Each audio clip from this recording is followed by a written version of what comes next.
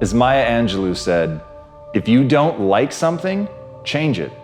If you can't change it, change your attitude. That's some of the best advice you're ever going to hear. At the end of the day, you should always be trying to change the things that you have the ability to change. There are inevitably going to be things that you can't change, but you're never helpless. You're never a victim. In that moment, you still have the unbelievable ability to choose to look at it in a new way, to choose to reframe it. And in that reframing, you change everything. You don't just change your own neurochemistry. You're not just changing the way that you feel. You're actually changing the way that you're going to approach the problem. Something that was moments before, something that seemed impossible, something that was breaking your will to continue to fight, with a change in attitude becomes something completely different. And as Selye said, adopting the right attitude can turn a negative stress into a positive one. And that game of mental jujitsu is what it's about. That game of flipping something on its head, of turning something around, of seeing it in a new way so that you can act in a new way, is how you make forward progress. And understanding that, understanding the need to take control of your perceptions, understanding your need to change your perspective, that's how you begin to get ahead. Once you understand that your perspective is a choice, it is not objective truth. Burn that into your mind. It is not objective truth. The world that you see around you is simply the perspective through which you see it. All of life is a funhouse mirror. And when you acknowledge that, when you understand that you're looking at a distorted view of the way the world is, you realize that you can adopt a different distortion. You can adopt a distortion that allows you to see things more clearly, that allow you to see things in a way that empower you. And that should always be the first step, is figuring out not what is, not what you can change, but instead understanding what you need to change it to. And understanding that that change comes from inside you. It isn't a manifestation that you have to make in the outside world first. It's a change you have to make inside yourself. It is a shift of perspective. It is simply stepping to the side of what you're used to and how you're used to seeing things, and understanding that in reframing things, you take that negative and turn it into something that builds you up. But you've got to choose. You've got to decide. You've got to believe that you can do it. But once you believe that you can see things in any way that you need to reach your goals, your life will change forever, because you'll actually reach your goals.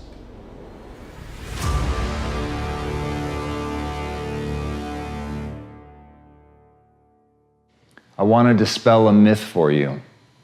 It's the talent myth. It's the belief that some people were just born with more than others, that some people are naturally gifted and some aren't, and that's just the way the cookie crumbles, and whatever you're going to be is essentially determined by how you started, that your DNA is exactly your destiny. I'm here to tell you right now, that's bullshit.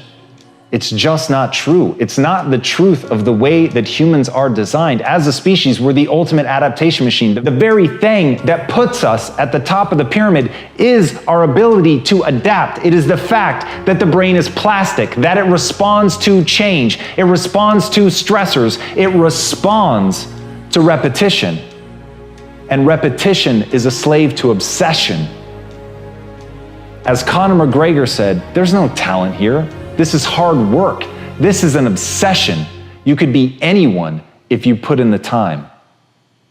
That's one of the greatest athletes of our time telling you that he's not the result of genetics. He's not the result of natural gifts. He hasn't been bestowed something by God. He has shown up day after day in the most mundane of conditions. On the cold days, on the hot days, he put in the work because he was obsessed with what he could become. And that repetition that you need to actually gain a skill follows that obsession. So in you right now, today, you want to start building that obsession. You want to look at it like an ember that can become a raging fire, but it needs your time and attention.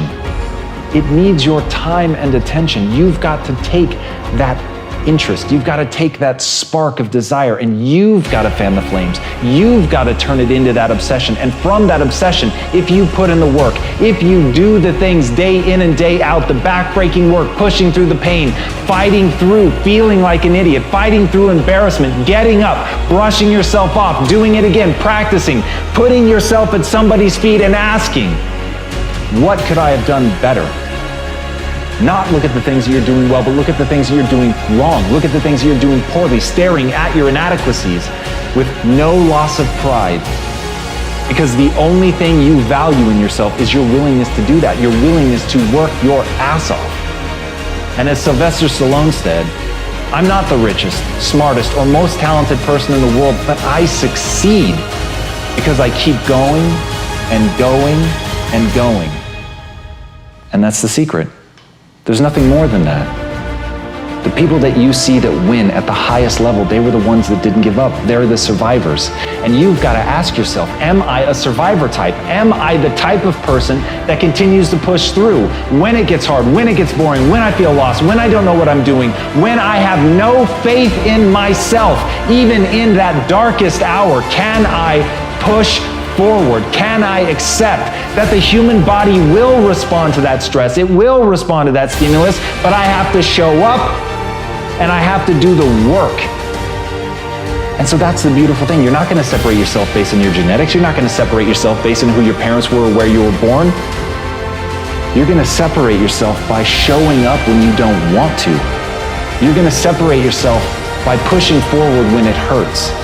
You're going to separate yourself by always moving forward, even when the forward is falling on your face.